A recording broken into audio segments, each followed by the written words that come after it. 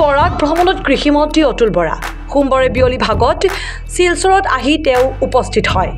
শিলচৰত উপস্থিত হৈ জিলা আয়ুক্ত কাৰ্যালয়ত এখন পৰ্যালোচনা সভাত তেওঁ অংশগ্ৰহণ কৰে। জিলাৰ বিভিন্ন বিভাগৰ শীৰ্ষ অধিকাৰীৰ সৈতে বৈঠক কৰে আৰু চৰকাৰী প্ৰকল্পৰ কাম কাজৰ অগ্ৰগতিৰ বুজ লয়। অহাকালি তেওঁ হাইলাকান্দি আৰু কৰিমগঞ্জত ভ্ৰমণ কৰিব।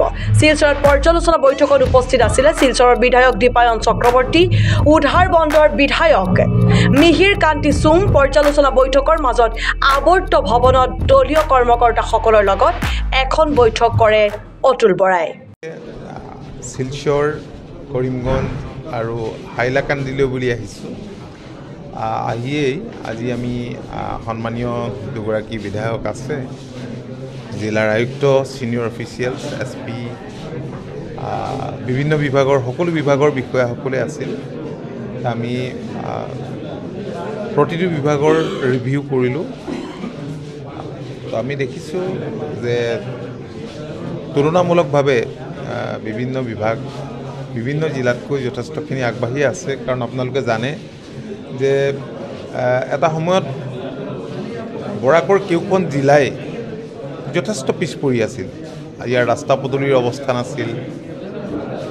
এশয়বুৰি সমস্যাই বৰাকৰ জনসাধাৰণক জৰ্জৰিত কৰি ৰাখিছিল। কিন্তু এতিয়া পৰিস্থিতি যথেষ্ট পৰিৱৰ্তন ঘটিছে। মাননীয় মুখ্যমন্ত্ৰী ডক্টৰ হিমন্ত বিশ্ব শৰ্মা ডাঙৰীয়াৰ দূৰদৰ্শী আৰু বলিষ্ঠ নেতৃত্বত যোৱা 3টা বছৰত বৰাকৰ ছবিখন সম্পূৰ্ণ বদলি হৈ গৈছে। ইয়াত বহুত ডাঙৰ ডাঙৰ স্কিমো লোৱা হৈছে। ইৰিগেশ্যনত 700 কোটি টকাতকৈ তাতকৈ বেছি টকাৰ নতুন স্কিম ৰাজ্যখনৰ ক'তো হোৱা নাই। তেনেকুৱা এটা স্কিম লোৱা বুলি জানি মই আনন্দিত হৈছোঁ। আৰু বহুতখিনি আপোনালোকে জানেই যে ইয়াত মিউনিচিপাল কৰ্প'ৰেশ্যন হ'ব, নতুন নতুন আঁচনি আহিছে বিভিন্ন ধৰণৰ। এইবিলাকৰ আমি পৰ্যালোচনা কৰিছোঁ আৰু নিৰ্দিষ্ট সময়ৰ ভিতৰত যাতে কামখিনি হৈ উঠে তাৰ কাৰণে আমি নিৰ্দেশ কৰিছোঁ। আৰু এই গোটেই কথাখিনি মুখ্যমন্ত্ৰী ডাঙৰীয়াক অৱগত কৰিম। তেখেত নিজেও আহি গৈছে। আজি কেইদিনমান আগতে সতীৰ্থ মন্দিৰ ৰঞ্জিত দাস ডাঙৰীয়াও আহি গৈছে। গতিকে আমি এই পৰ্যালোচনাৰ উপৰিও আমাৰ মিত্ৰ দল ভাৰতীয় জনতা পাৰ্টি অসম গণ পৰিষদৰ কৰ্মকৰ্তাসকলৰ লগতো পাব্লিকৰ লগতো মত বিনিময় কৰিম। চৰকাৰৰ যিবিলাক আঁচনি সেই আঁচনিবিলাকৰ সুফল তেওঁলোকে কেনেধৰণে লাভ কৰিছে ইমানখিনি। এটা তথ্য ওলাইছে যে অসমত প্ৰায় 1 লাখ হেক্টৰ অধিক কৃষি জমি নাইকিয়া হৈ গৈছে, মানে কমি গৈছে। এইটো যোৱা 6 বছৰ প্ৰায় 1 লাখ হেক্টৰ অধিক মানে কৃষি জমি, খেতি কৰা জমিটো নাইকিয়া হৈ গৈছে। চাওক, তথ্য এটা এনেই কৈ দিলেতো নহ'ব। হয়, কাৰণ আপোনালোকে জানে যে ইৰ'শ্যন হৈছে আৰু নতুন নতুন নগৰো চহৰো গঢ় লৈ উঠিছে, জনসংখ্যা বৃদ্ধি পাইছে, থাকিবলৈও মানুহক জেগা লাগিব। কিন্তু সেইবুলি এইটো নহয় যে খেতি কৰা মাটি সম্পূৰ্ণৰূপে নাইকিয়া হৈ গৈছে। আমি জোৰ দিছোঁ একেটুকুৰা মাটিত আমি কেইবাটৰূপীয়া খেতি কেনেকৈ কৰিব পাৰোঁ, কেনেকৈ আমি ইনকম বঢ়াব পাৰোঁ। তো অকল মাটি থাকিলেই নহ'ব, মাটি টুকুৰা যদি চন পেলাই ৰখা যায় তাৰ পৰাতো প্ৰডাকশ্যন একো নহয়। গতিকে কৃষি ক্ষেত্ৰলৈ এক যুগান্তকাৰী পৰিৱৰ্তন আনিবৰ কাৰণে মুখ্যমন্ত্ৰী ডাঙৰীয়াৰ সবল গাইডেন্সত আমি যি ব্যৱস্থা গ্ৰহণ কৰিছোঁ ইয়াৰ সুফল খেতিয়কে লাভ কৰিছে।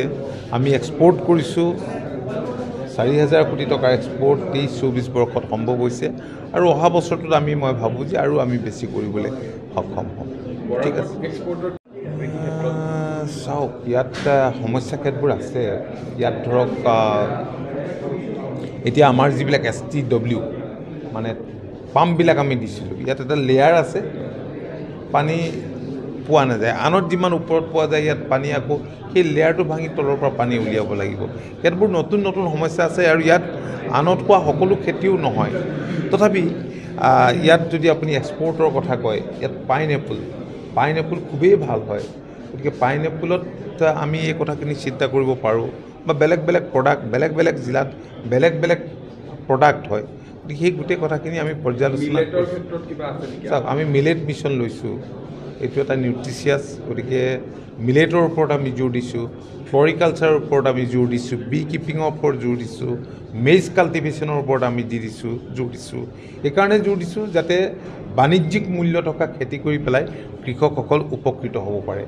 আৰু বৰাক ভেলীখন এনেকুৱা ইয়াৰ ভৌগোলিক যিটো অৱস্থান, আপোনালোকে জানে যে CM টিপুলেৰ জৰিয়তে এতিয়া ইয়াত বহুত উঠি অহা শিক্ষিত যুৱক যুৱতী উপকৃত হ'ব।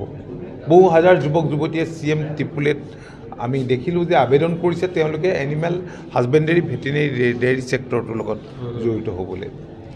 তো ইয়াত এতিয়া মাছ প্ৰডাকশ্যনো যথেষ্ট বাঢ়িছে, কাৰণ কাষত মিজোৰাম আছে, মণিপুৰ আছে।